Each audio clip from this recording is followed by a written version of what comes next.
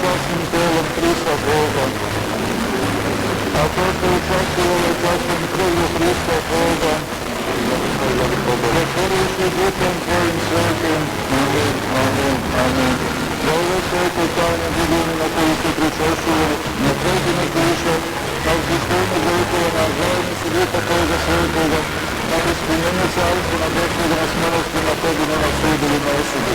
Još ti prinosimo u slovesnu službu, započuvši veri pravoslavce, patrijarke, proroka, apostola, propovjednike, evanđeliste, mučenike, ispovednike, podvižnike i za svaki duh pravilnika, pomilja u veri. Gospodin Bog,